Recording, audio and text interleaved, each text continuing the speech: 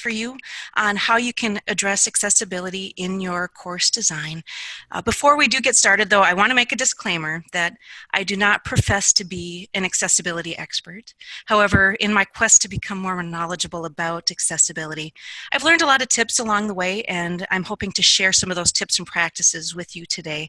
Some practical things that you can do to get started in your pursuit of making your courses more accessible. Also, for those of you who are using Quality Matters, using the rubric to inform your course design, I've indicated on my slides, I've made some notations of where these practices align with the QM standards, QM Standard 8 in particular. So I'm hoping today that by the end of the session, you'll have just a greater awareness of accessibility in terms of how it applies to universal design for learning and how it relates to some federal civil rights that are some legislation that's been around for a long time. I'm also hoping that you'll be able to identify specific ways then that you can make your course material accessible. So we'll look at some of these high-level topics, and then we'll also look at some nuts and bolts. And in the end, your takeaway will be a greater awareness of accessibility issues and how you can find resources to help you make your courses accessible. You know, some ideas and practices you can put to use right away. So 11%. Does anyone have any guess as to what this represents? If you have any guesses, feel free to throw that into the chat window if you have any. But what this number represents to me is, as of 2012, that when these stats were gathered, 11% of students in higher ed have a disability. And now that's 5 years ago, and trends are showing that that number is growing. I will be interested to see the numbers when the new set of data is released to see if that trend has continued to grow as it has been projected. Now, from a pragmatic point of view, this is a significant portion of our students with a disability, and that could include a variety of disabilities with a variety of accommodation needs. It could include hearing loss, visual impairments, motor or cognitive issues, or learning disabilities. And if you're delivering your course online, you may be unaware of your students' specific disabilities, or even if they have any at all. So as we talk about accessibility today, I'm hopeful that you already have a general idea of what that means. In terms of what accessibility means in education, it has been defined for us, but it's in rather broad terms. And what that means is that we need to make it possible for all students to engage in our courses, to be able to have equivalent opportunities regardless of their disability. Today, I am talking specifically about digital accessibility. Now, in digital accessibility in terms of course design and materials. So what do we mean when we're talking about digital accessibility? Well, the first thing that comes to mind for me is closed captioning, but it is more than just captions. It includes ensuring that all students have equitable access to the learning materials that we create. It includes document design and course navigation. And why are we concerned with accessibility digitally? Well, we need to make sure that we're serving that 11% of students who identify as having a disability. There are other considerations. Accessibility is considered a federal civil right. So this year actually marked the 27th anniversary of the Americans with Disability Act, and the Rehabilitation Act is over 40 years old. So this legislation is by no means new to us. And yet there are still many cases where we are not complying with the law in providing accessible digital learning materials for our students. Because of this inconsistency in complying with the legislation, the Department of Justice has actually come knocking at the door of many institutions of higher ed in the past few years. Here I've got a list of several cases that have been brought to the courts. And yet, despite this, I've still heard some folks argue, why should I go to all of this work if I don't even know if anyone in my class will have a disability and will need an accommodation? Well, my response is that it only takes one student to file a suit. The majority of complaints are actually not by large groups, but rather only by a few, or even just an individual. And to that individual, the need for accessible materials could mean the difference between being able to actually fully participate in the course or not. Those who need an accommodation, they are there. The material is also there to help those. The material is also making our courses accessible is also the right thing to do. It's not just meeting federal legal requirements. When we talk about accessibility in our digital materials, the conversation also just naturally touches on a concept called universal design for learning. Making course materials accessible does help us work toward meeting federal legislation, but it also helps us work toward applying the principles of universal design for learning, helping us to be inclusive in our course and lowering the barriers to learning. It's true that, like universal design for learning, accessible design can benefit all learners, not just those in need of special accommodations for a disability. If you're new to the concept of universal design for learning, think of universal design in the physical world, which includes things like curb cuts and door opener buttons. These are designed for accessible use, such as by someone in a wheelchair, but they are also used universally by far more than just those who need that accommodation. They're also used by those who find the design to be helpful, such as someone pushing a stroller. Likewise, in the world of course design, universal design for learning aims to level the playing field for learners, taking into account different abilities and different learning preferences. So what we do to maybe meet an accommodation for one student may also serve as a convenience for another student. For example, I know that when I watch a video, my preference is to turn on the closed captioning, as the combination of listening to the video, watching the video, and reading the captions really helps me to better grasp the concept if it's something new that I'm trying to learn. In my community where my college is, up in Northwest Minnesota, we have quite a large population of new American residents, and our campus also has a large number of international students. So many of these students also benefit from closed caption videos. Being able to see and read the words while watching and listening follows the spirit of universal design, helping the students to engage with the content by multiple means. It's also true that providing an accessible design up front helps you to avoid being reactive. Should you have a student in your class who actually needs an accommodation, if you've provided accessible material up front, the student won't be delayed in actually beginning the course while waiting on materials to be made accessible.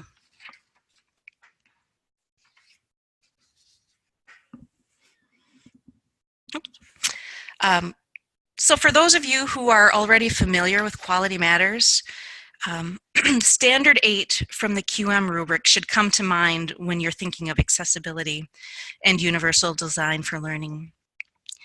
QM has identified 5 specific standards in their rubric that deal specifically with accessible course design. And as we continue on here now, you'll see I've made some notations, as I mentioned in the slide, where the tips that I'm sharing will coincide with helping you work toward meeting Standard 8. Okay, so I'm going to pause for a minute and check the Q&A. I do see a question in there. If anyone has any questions so far, please post them. So Judy says that, I think we sometimes forget the faculty and staff are students for internal training and professional development. Are there any stats on that population, especially as staff and faculty grow older? Honestly, Judy, I don't know if there are stats on that. If someone else knows the answer to this, please post information in the chat for Judy to take this on further, but that's a very good point you make. We as the students, faculty and staff, need to learn these things, and that's my job. My role is to train faculty and staff. This is a really great question. So as I said, I don't know the answer, but if someone does, please chime in and help us with that. Are there any more questions right now? Let me check the Q&A here again. Okay, I don't see any, so I'll continue on. Okay, so I've talked in general about what accessibility is. We need to do it because it's the law. We need to do it because it's the right thing to do in terms of universal design, helping our students. So to get back on track here, you're at the point where you're like, great, I get it. You're preaching to the choir. And it's not just captioning, but what else is it? And what do I need to be doing? Well, we know that we can't just do things the way that we've done them in the past. We need to start some new practices and form new habits. And really, when we think of accessibility, for me, it has been forming these new habits of making sure everything I do is an accessible practice, and eventually it just becomes something I do naturally and isn't anything I have to think about as much. Frankly, there are a lot of things to do, but if we start small and make changes bit by bit until it becomes habit, it does become a part of what we do. As I mentioned, it's new habits. We can't use whiteout on the computer. That won't work. So let's get into some specifics of what we can do to make our courses accessible. Excuse me. I want to begin with structure. And by structure, I mean two things. First of all, how your course is structured, how it's organized, laid out. It must be put together in a logical manner from the student perspective. You want your students to be able to easily navigate through your course and interact with the course components and not waste their cognitive energy just trying to navigate through the course and figure out where things are. So please make it a practice to go through your course site from the perspective of a student and ask yourself, is everything laid out consistently and logically from the student perspective? Point 2 on structure, in addition to course navigation, consider the actual structure of your documents in the course. Creating structured course documents that flow logically for sighted readers and for those using assistive technology is important. Whether you create Word documents, presentation slides, HTML documents, PDFs, the structure within those pages should be carefully put together. For sighted readers, documents should be chunked, making use of headings and white space so that it is more easily digestible for online reading. And then for non-sighted readers, your document should make use of structural elements to allow assistive technologies to help the reader navigate through the document. Are any of you familiar with assistive technology? You can note in the chat if you are or are not. For those of you who are not, I am going to post in the chat, maybe. Let me post in the Q&A actually. Let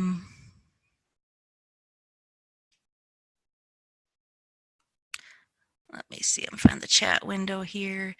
I'd like to post a video that I'd like you to watch after the presentation today. The example is an assistive technology that's a screen reader, and it helps someone who has low or no vision navigate through digital content. So for those of you unfamiliar with screen readers, I'm going to share that link if I can get to the chat window here. And let's see. I am having trouble.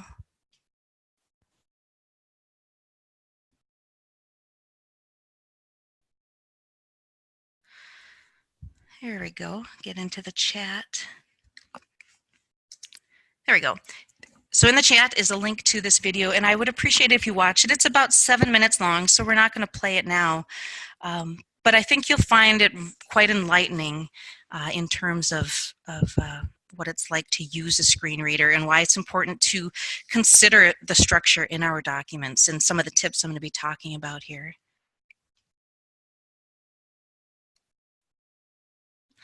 All right, let me get back into my slides.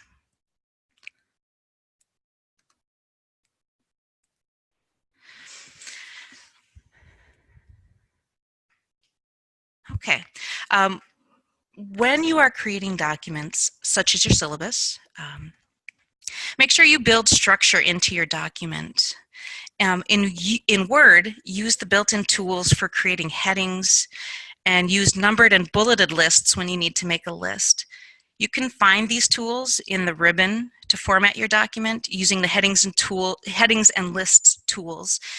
This will add tags behind the scenes for someone who is navigating through your course using assistive technology like a screen reader.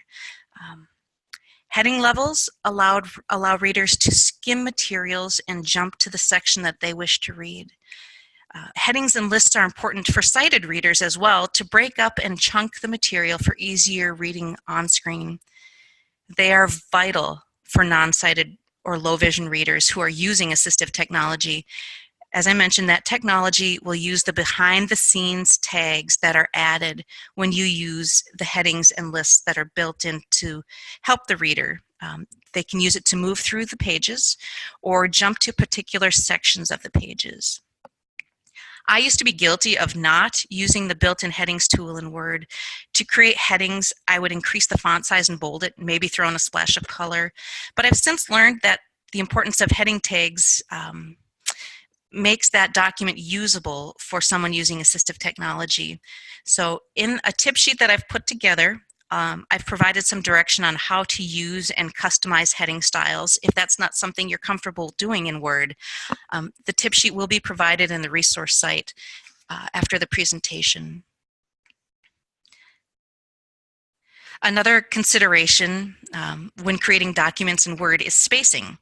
When you need to adjust the spacing in your document, make sure you do not use returns or enters to add extra spacing between lines of text or to start a new page.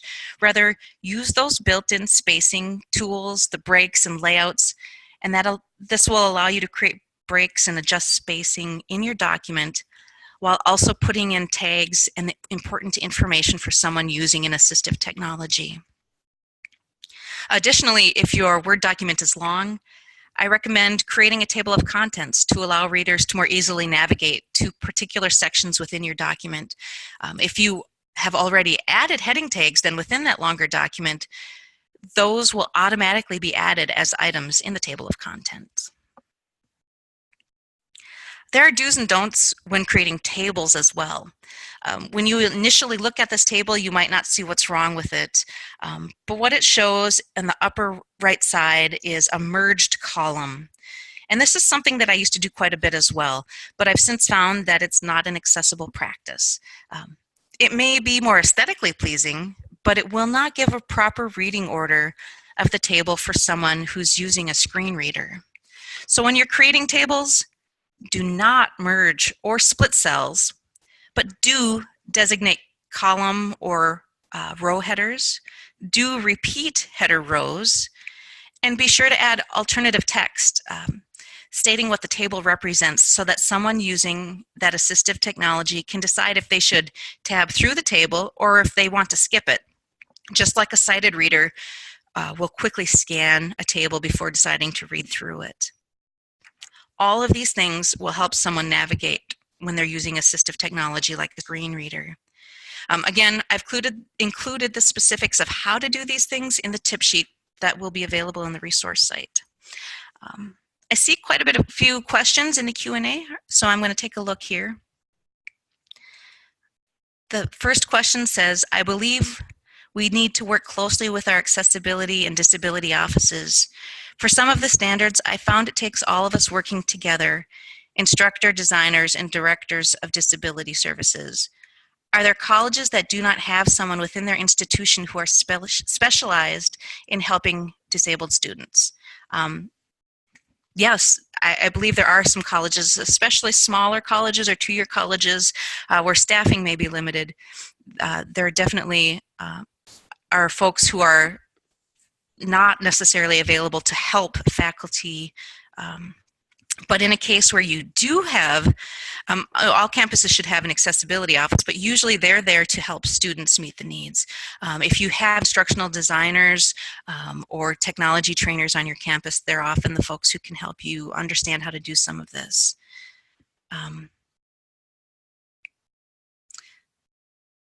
So Heidi Olson asks, what do you suggest for how long of a document is worthy of a table of contents? That's a subjective question, but it's a good question. I would probably say if you're approaching 6 or 8 pages or more, again, it's a very subjective question, but anytime you start to have long pages of text that are going to be read online,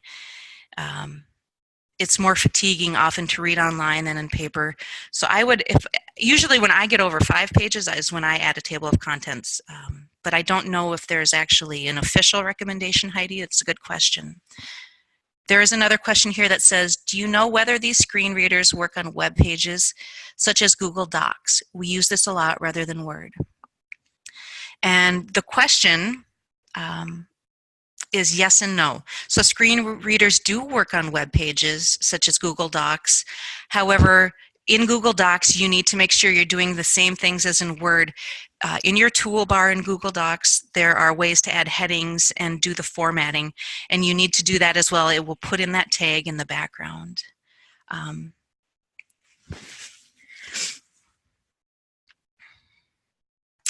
Okay, well, let's move on here.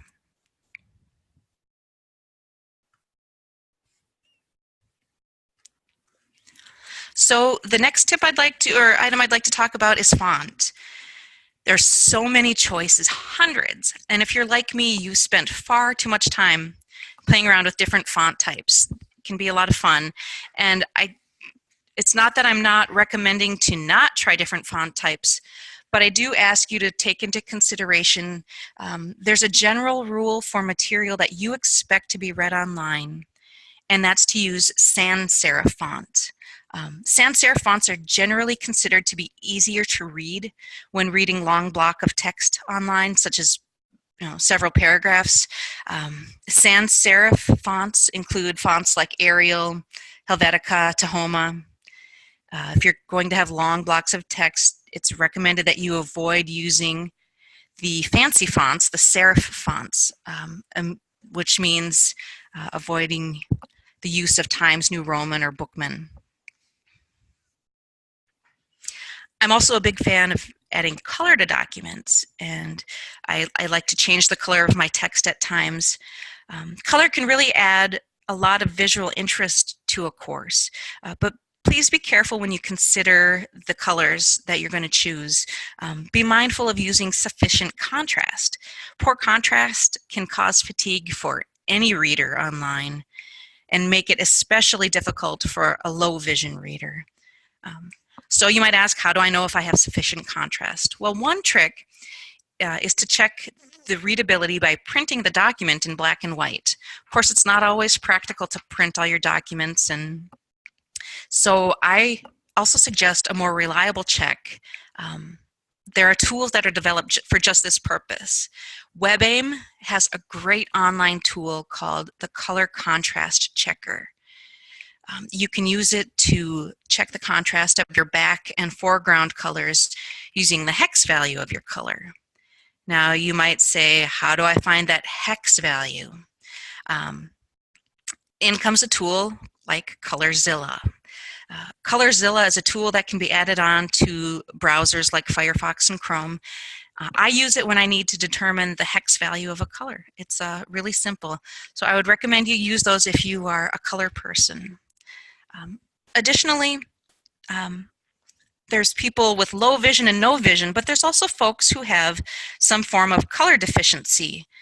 According to the National Eye Institute, around 8% of men have some sort of color deficiency. So also keep that in mind as you choose to add color to your documents.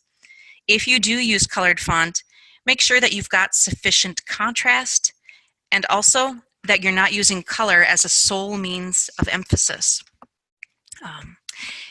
If you want to use color for emphasis, you can, but do not use it as the sole means. Also use bold or italics. Also, do not use underline for emphasis for documents to be read online. Underlining indicates a link. So again, to convey emphasis, use bold or italics. You can use color to enhance it for sighted readers, but please don't use that as your sole means. Let's move on to links. The majority of online courses have a lot of links to different web pages, either within the course or externally. So be sure to format them correctly as what's called a descriptive link. And I've demonstrated that here on the slide where it says course schedules. Screen readers, someone who's using a screen reader can jump from link to link within a page using the descriptive words used for the link. And those words used in your link will allow that person to know where the link will take them without actually having to click on the link and go to where it leads to find out what's there. People using screen readers can list all of the links on a page. When they get to a link, the screen reader will read it out loud for them. If it's a URL with all the letters and the special characters, it's going to read that out character by character. And who would want to sit and listen to that long, meaningless address?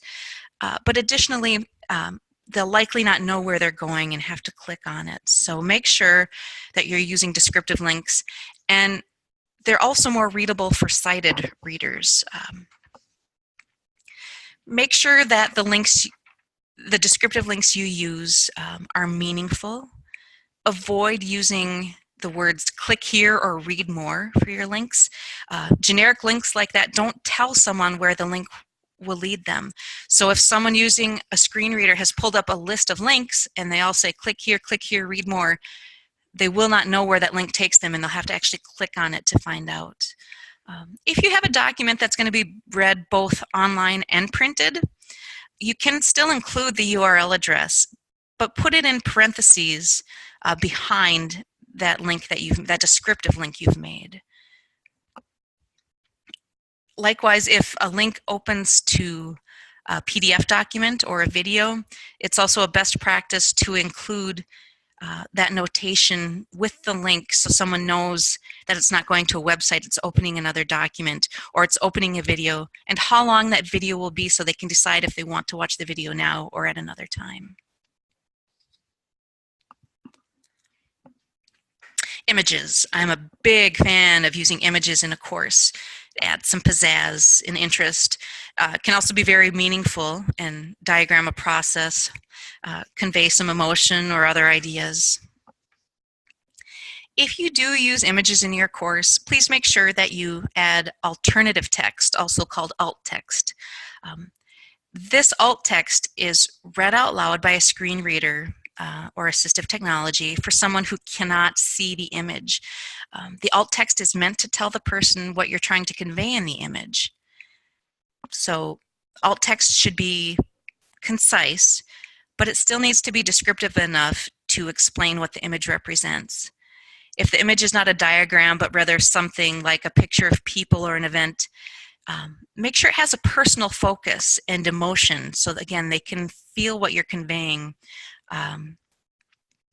And if you're not familiar with adding alternative text, as I've mentioned before, the tips will be in the tip sheet. But one thing to note, that if you're using Word or PowerPoint to add, make sure that you enter the alt text in the description field that pops up rather than in the title field, as most screen readers use the description field to read that alternative text for the person using the assistive technology. You may ask, what about complex images? Sometimes we use diagrams or something with many parts. And how could you keep this description short yet still convey the necessary information? In this case, I recommend that you add a detailed description of this complex figure or chart in the text surrounding the image. So you provide an introduction in the text before the image. And you may also wish to provide a link to supporting text with a detailed description, and that's something you could put in the alternative text. In either case, be sure to indicate that the detailed description and the image are paired. And maybe you aren't, I've been talking about documents that you create, but maybe you're not creating all of your own documents. Maybe you're scanning in documents. You may have chuckled when you first saw this image, I don't know, but I actually have encountered something similar to this in a course at one time. And even as a sighted reader, I found this really troublesome. So make sure if you are scanning in documents from another source that the text is right side up, and don't add any handwritten notes or remove them if there are any on there. I remember years ago when we first started scanning in documents, before we would scan them, we'd add the citation to the top of the page by handwriting in the source. Yeah, we can't do that anymore. It needs to be typed in so that a screen reader could actually make sense of it. Additionally, as you're scanning, make sure that you have scanned in the text as text and not an image. And how do you know? It's usually a quick and simple check. If you can select the text individually by words or letters, then it's scanned text. However, if you try to highlight it and the entire piece grabs as one block, then you've scanned it as an image and you'll want to rescan it. Now, most days, if you've got newer scanner printers, those newish devices already scan in a way that's called optimize for text or optical character recognition. But if you want, it might be helpful to just check those settings and again, make sure that you're optimizing for text. So after you scan, you can check to make sure whether you have scanned as text or an image. Select and copy, and if you're able to copy that text, then yes, you've scanned it as text. You can also test in Adobe Reader by using something called Read Out Loud. It's a tool built in, and if it can read the text, you should be okay. I think this is one of my favorite accessibility tricks, accessibility checkers. Use accessibility checkers whenever they're available. They can be found in Microsoft Word and PowerPoint. Some options also exist in PDFs and HTML web pages. In Word and PowerPoint, the checker used to actually only be available in the Windows version, but it's now finally available for Mac users in Office 2016. So I'm pretty excited about that. The checkers will create a report for you of accessibility issues in your document, and then they'll provide tips for what to check and how to fix it actually. So if you have created created a document in Word and saved it as a PDF, the tags you've put in there will be retained, and you can actually use the Read Out Loud tool that I mentioned on the last slide to confirm that the document is readable by a screen reader. If you're creating web pages or HTML documents, you can use the Wave accessibility evaluation tool for web pages that WebAIM has created.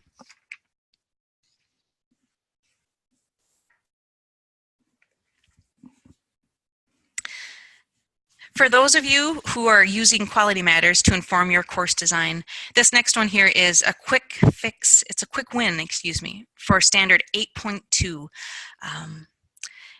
talking about VPATs and accessibility statements. So students who use assistive technologies, they need to know if the technologies that you will have them use in their course are accessible and if they're compatible with their assistive technology.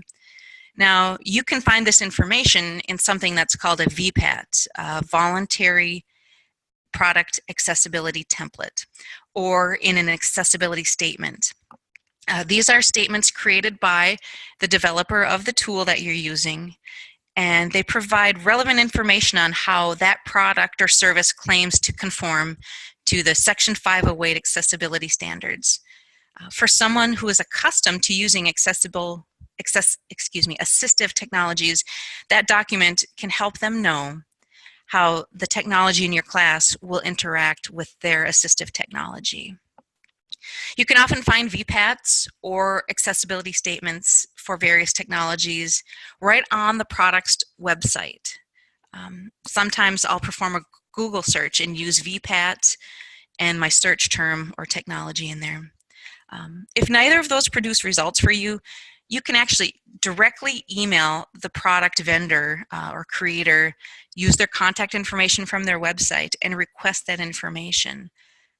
Additionally, for those of you who are fortunate enough to have instructional technologists or instructional designers on your campus, if you have one, they may actually already have access to this information and you could check with them, or they may be able to help you find that. So whenever possible, you should include a link to the VPAT or to an accessibility statement on a web page for any technology that you're using in your course. And this can include the learning management system, web conferencing tools, publisher materials. Some folks will put this information as links within their syllabus, or maybe you want to put it in a separate document that you'll put in your course that lists the required technologies for your course. Right, before we move on to the number 8, I'm going to check out the Q&A here. I see a few questions.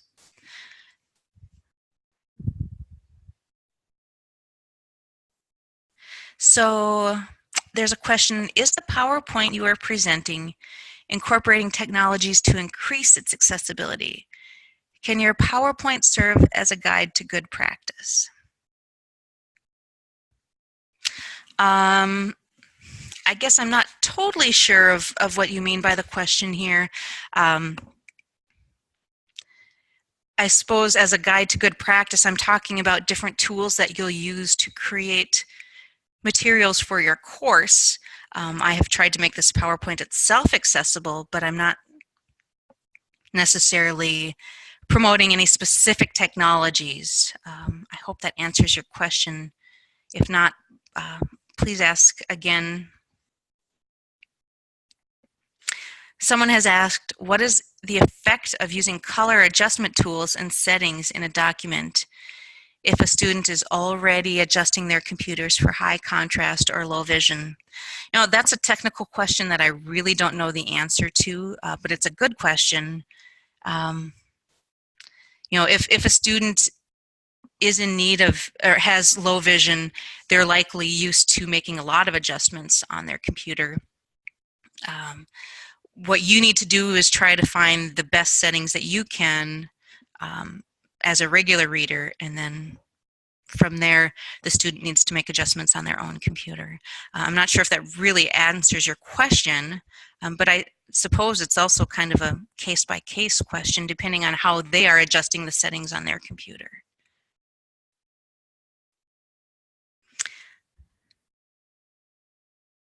Someone says, I use a lot of image analysis.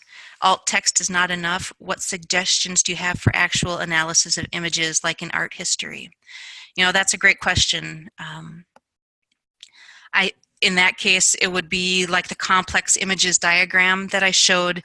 You'll want to talk contextually, provide text, description of what the image is and how to convey that, whether it's something that you already have on that's already created online and you can provide a link out to that, or it may be something you need to write yourself. And in a case like art history where you're analyzing a lot of images, it may be the case where you need to poll your students and find out if someone has need for an accommodation. You may need to work with your disability services department on your campus to provide that information for the student to make sure it's sufficient. Again, you may need to poll your students, but otherwise I believe contextually would be a good way to start.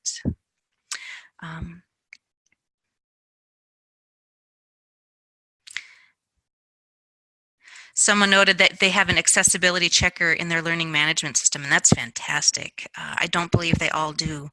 If you're lucky enough to have one, that's great. And someone asks, do textbook publishers have the accessibility embedded in their PowerPoints? And again, that's a case-by-case scenario. I would like to say they should and do, but I'm not sure. I haven't checked all publisher material. I know that some I've worked with have, but I would imagine that there are instances where that's not the truth. Someone's asking what the LMS is that has the accessibility checker. Whoever posted that Could you post that in the chat to share with folks what that is? So back to the question about accessibility within publisher materials, I can't say that I'd guarantee they are. You'd have to work with your publisher to find that out for sure. And then I'm going to do one more question here. How would you describe an image in an exam without giving away the answer? Now that's, well, that's a really good question. I guess it depends on what the question is and how you're using the image. I'm sorry, I can't give more specifics on that. But whatever it is you're asking and conveying, perhaps you need to change it up if you're not able to provide alternative text without giving away the answer. Again, it's kind of a case-by-case scenario, and if it's something you're unable to find a way to do that, I would consult either others in your department or work with an instructional technologist or designer or with your accessibility disability office to see if they have advice for you on that. Because again, it's kind of a case-by-case scenario. All right, I'm going to move on here and we'll do some more questions at the end. So I want to talk a little bit about multimedia. At my institution, multimedia used to be the elephant in the room because it was overwhelming and we didn't necessarily know how to address it. There's challenges in making multimedia accessible, and we're working toward it. We're trying to find answers. You know, it can potentially be expensive and time-consuming and overwhelming, and we just don't know how to get started. But we've got a work group together trying to address this now, because we really know it's worth it for all of the advantages. Making the media accessible enhances learning for all students, like we already talked about. Students with varied learning styles, students who are English language learners, clarifying audio for a speaker who may have a thick accent or somewhat of a speech impediment. And then it supports students who have different learning disabilities, different learning preferences. And then, of course, it provides the accommodation for students who may be deaf or hard of hearing if we're making captions. So one of the simplest things I ask my faculty to do if they're going to use videos in their course is to look for videos that have already been made, pre-existing videos that are already captioned. Such as something that's found on YouTube. Of course, if you do find something on YouTube, be sure to test the captioning. There's no guarantee that the captions that are there are accurate. Even though captions can be edited, there's no guarantee that they were edited to improve the readability beyond the initial conversion. To actually meet legal and usability standards, captions must be almost 100% accurate. Research has actually shown that comprehension rates begin to drop dramatically, with error rates even as little as just over 3%. So accuracy of your captions is key for someone who actually needs them for an accommodation. So one trick, if you are looking on YouTube for videos, you can actually search specifically for captioned videos, ones that have been human captioned. As you're doing this in the search field, when you add your search term, afterward you can add a comma and a CC and do a search, and that will look for closed caption video for you. However, it's not always possible to find the video that you need out on there online. And sometimes you have to create your own videos. If you can, use a program that allows you to either upload a script as a caption file or allows you to manually caption the video, or even one that will auto-caption and allow you then to clean up the captions.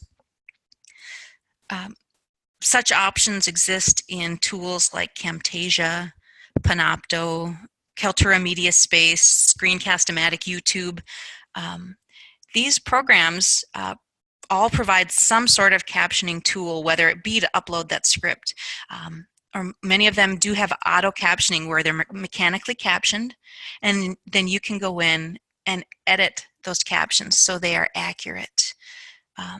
In the tip sheet, I've shared some of the how-to information for that, for creating screen captions, for creating captures with the screencasting programs. Of course, if you're fortunate enough, maybe you have funding on your campus and you can hire out a third-party captioning service. There are actually a lot of captioning services. One that we have found to be affordable to use on our campus is rev.com, R-E-V.com.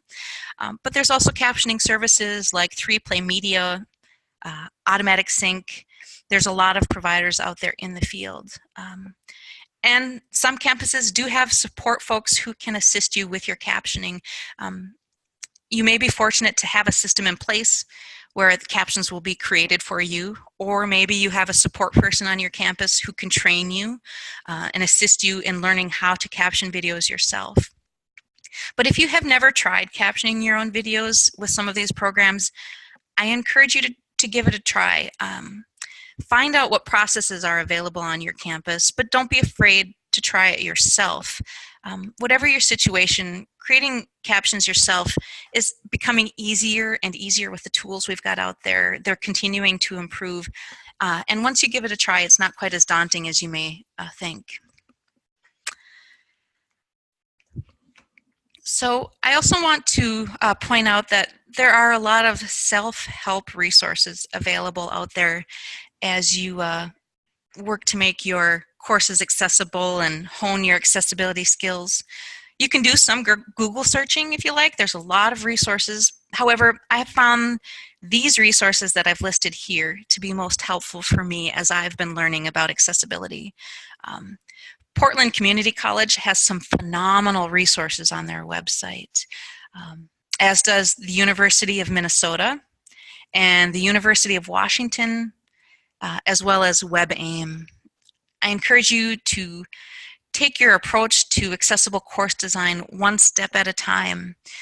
Perhaps choose one or two practices to start with and peruse through these resources and work on making a few things a habit so they become just something that comes natural to you as you work on your course design, and then you can move on to other ways of making your course accessible. These resources will be helpful in guiding you through that process, I hope. I also hope that some of the tips I have shared today will be useful to you in thinking about how to make your courses more accessible. I'm happy to connect with folks afterward if you have questions down the road. But again, these resources I have found valuable in my pursuit of learning. So this sums up the tips that I have, and I'm going to look in the Q&A. I see that there's a few more in there. Before we do conclude, though, I do want to thank all of you that are here today for your time and your commitment to making your courses accessible. It's something that I've learned we have to learn together and work on together, and that it's a journey, not something we reach right away. So let's look in the Q&A. I have someone here who's asked, can you offer advice on polling students? Should this be kept confidential? I'm not quite sure what you mean by the question here.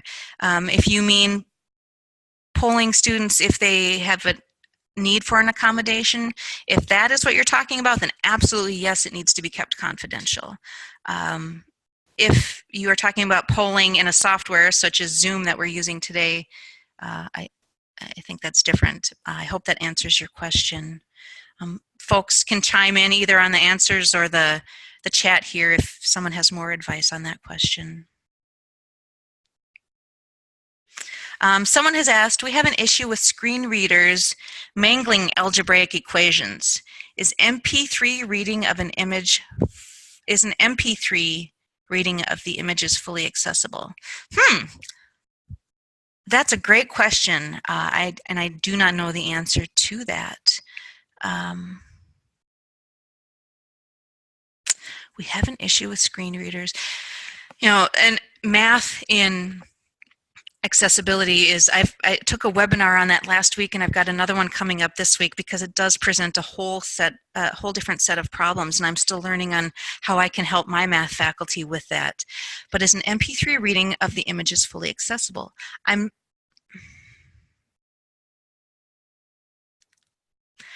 would think it's not an MP3 reading. So if you're talking about an audio recording,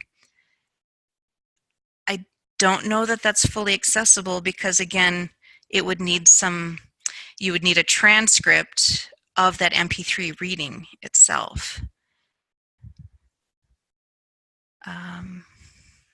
But again, that's a question I would bring to your accessibility office. It would depend, I suppose, on the needs of individual students. So I would bring that question to your accessibility office.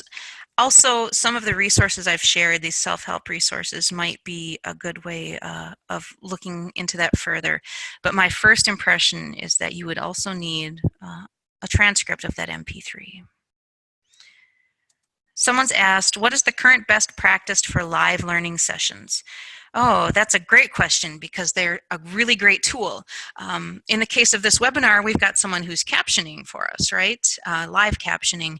Now, that's probably not an option for a lot of you. If you have a student who has needs for captions in a live learning session, I would recommend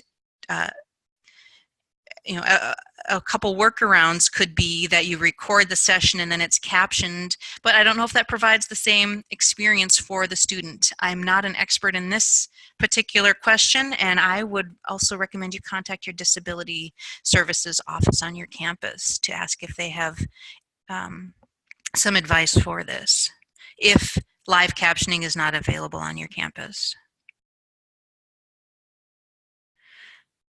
Someone asked, is it a requirement to have both a transcript even if a video has captions? You know, if I think of in terms of universal design for learning, it would be a great practice to have both captions and a transcript available because we all learn in different ways. As far as the legal requirements, I believe if it's captioned properly, that is a suitable accommodation. However, if you have a script that you're following, you might as well also provide the transcript. But if you don't, I believe, someone please correct me if I'm wrong, but I do believe that would meet it. Someone asked, where am I finding the webinars that I attend? I follow on social media several accounts that help me. 3Play Media is a captioning service that offers a lot of great webinars. I follow Online Learning Commons, OLC, or excuse me, Online Learning Consortium. I follow QM.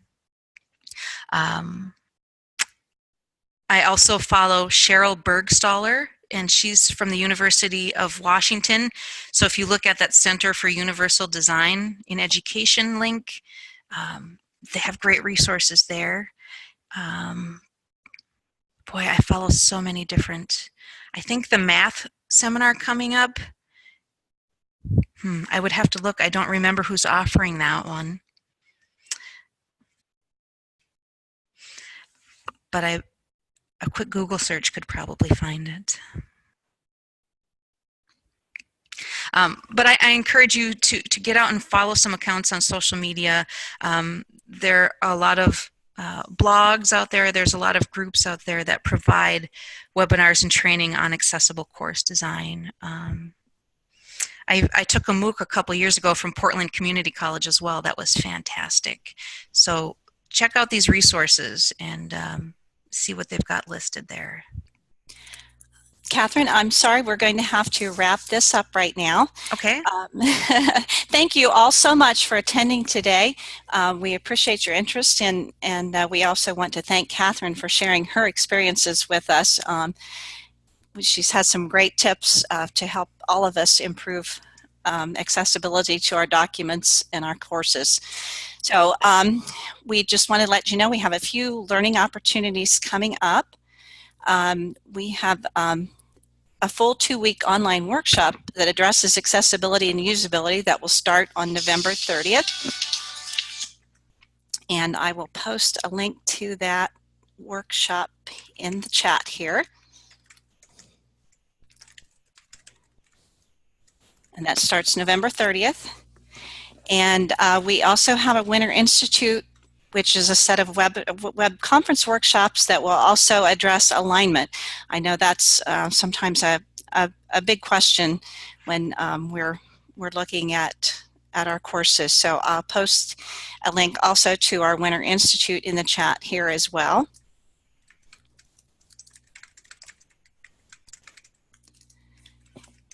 And we will be sending out a recording for this webinar shortly after the webinar ends today. So if you have any questions or missed some of the resources, those will all be included in the recording that we will send to you. So thank you very much, and I hope you enjoy the rest of National Distance Learning Week.